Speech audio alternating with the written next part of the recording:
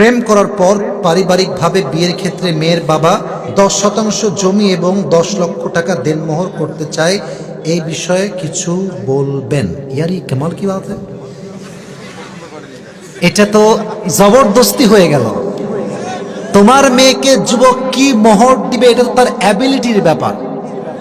It's all about ability man. যতটুকু সে পারবে ততটুকুই দিবে। এই মোহরকে বেশি করবার জন্য জেনা সহজ হয়ে গিয়েছে, বিয়ের মতো পবিত্র কাজ আজকে কঠিন হয়ে গিয়েছে।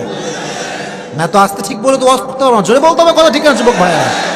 এখন দেখেন একটা বিষয়, যখন আপনারা বিয়ে করবেন, এই যুবকেরা বিয়ালাত, be careful man, when you are going to get married, মাথায় রাখবা তোমার যে কাগজে তুমি লিখছো কয় টাকা মোহর দিবা, ভাইরে একের পরে শূন্য একটু গুইনা রেখে দিও।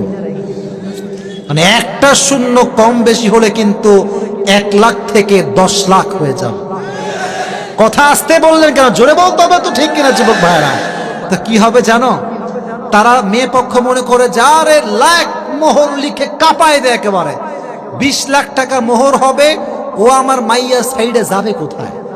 এটা জবরদস্তি চাপিয়ে দেওয়া। একজন যুবক 1 লাখ টাকা মোহর দিতে পারবে, এটা তার সামর্থ্যের বিষয়।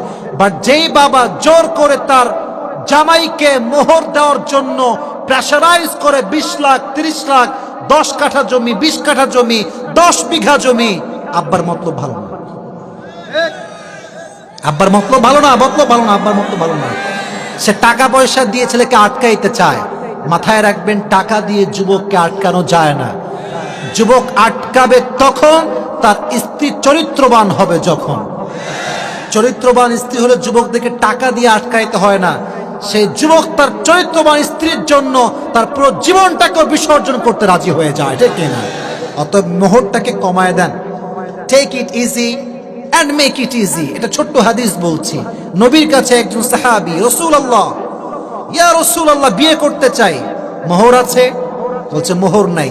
এই মিয়া, মোহর নাই, বিয়ে করবা কেমনে? বলছে নবী, বয়স তো বসে থাকে না, বয়স তো বাড়তেই আছে।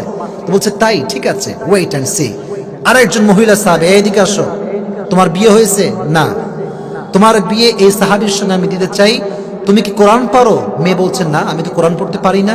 নবীজি বললেন, তুমি কোরআন পড়তে পারো না, তোমার স্বামী হি ক্যান রিসাইট দ্য কোরআন, যেহেতু তুমি কোরআন পড়তে পারো না, তোমাকে তার সঙ্গে বিয়ে দিয়ে দিলাম। তোমার স্বামী তোমাকে বিয়ের পরের দিন থেকে কোরআন শেখাবে, এটাই তোমার জন্য মোহর। Take it easy and make it easy man.